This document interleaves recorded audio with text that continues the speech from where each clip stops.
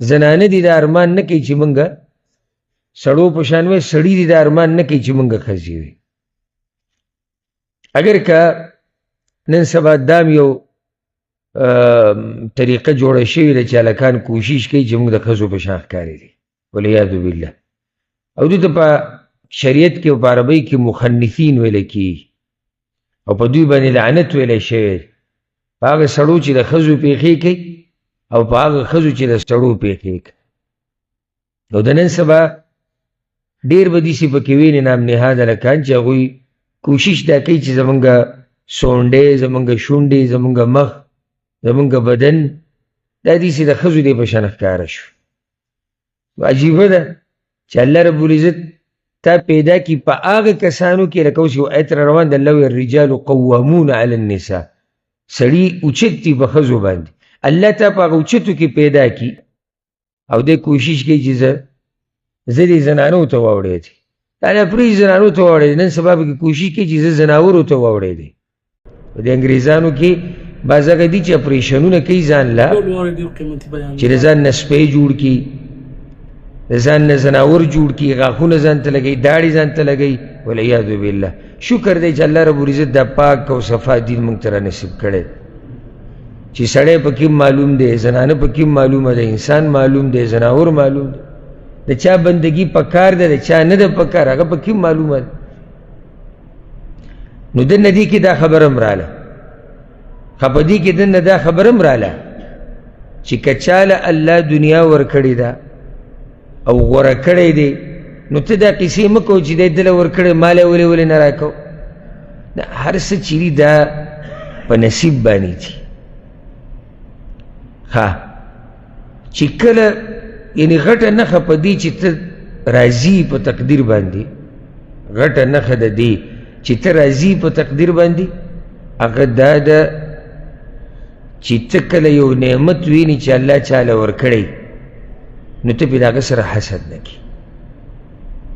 حسد نه کول د چا سره په نعمتونو دلیل دی په دې باندې چې ته په تقدیر باندې راځي. للرجال نصیب مما اکتسبوا، د سړو دپاره برخه ده د هغه څه چې هغوی کړي دي. وللنساء نصیب مما اکتسبن، او د زنانو دپاره برخه ده د هغه څه نه چې هغوی کړي دي. نو اوس ته د نارینهو کار ته وګوره او زنانو ته وګوره.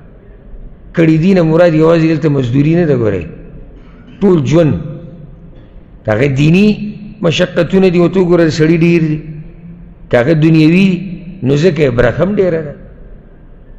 دا فرق هسې نه دی راغلی. واسألوا الله من فضله، او غواړئ د الله نه د مهربانۍ د هغه نه. ان الله كان بكل شيء عليما، بشک الله په هر شي باندې پوهه دی. دلته ګوره فایده یاده کړه، واسألوا الله من فضله، او د الله نه د هغه مهرباني غواړه. یعنی بل ته چې وګورې نو دا ارمانونه مه کوو چې د دنې الله ولي او مال یې راکړي، خو ته د الله نه غواړه ځان نه کوه. او دا د کور دی او د دا دی او د دغه، او سبحان الله دا ډېر د سختو ژوند دی. والله شکر دی چې الله ترې ساتلي وو. دا ډېر د سختو ژوند دی چې ته په لاره تېرېږي، پردي کور ته ته پسخېږي، موټر ته ته پسخېږي، سپینو جامو ته ته پسخېږي، کاروبار ته ته پردي پسخېږي، بچی د چا ډېرې هغې ته ته پسخېږي، یعنې هر څه ته ته پسخېږي. دا څه ژوند شو؟ دا څه ژوند دی؟ ذلت ژوند دی. ګوره دا تقدیر کې چې څه لیکلی شوي دي چې یو شی تا ته حدیث کې راځي چې تا ته در رسېدو هغه تا نه اوړېدو نه، او چې تا نه واوړېدو هغه تا ته نه در رسېدو، بس مطمئن اوسه دا د هغه به برخه ده. او که ستا زړه کېږي ته یې هم غواړې، واسألوا الله من فضل، ته هم د الله نه وغواړه که خو حسد پې سله کې، کینه پې سله کې، او د ده سره پې دشمني سله کې. د الله خو پراخه خزانې دي. زه به راته دا فایده ذکر کړم. نن سبا اکثر خلک چې په مسلو کې راګیر دي او ګیر چاپېره نظر وچلوه، هغه هم دا قسم خلک دي. په قرضو کې ځان ډوب کړی دی، په قرضو کې، او ځان یې په غټو جاخو کې ورچولی د دې دپاره چې دی پې د هغه پلاني سره مقابله وکړي، ځکه چې هغه د نه یو قدم مخکې دی. نو اوس ما ته دا ووایي چې ده ځان له په ژوند کې راحت راوسته که سخته یې ښه ډېره کړه، نو نه د دین شو نه د سا دین شو، نه هغه کس ته ورسېدو چې د نه یو قدم دوه مخکې و، او نه دی په هغه زوړ ژوند باندې پاتې شو چې بېغمه او قرضې پې نه وي او مسلې ورته نه وي. مطمئن اوسه چې الله څه درکړي به درکړي، شکر د الله ادا کوه. ان الله کان بكل شیء علیم، الله په هر شي پوهه دی.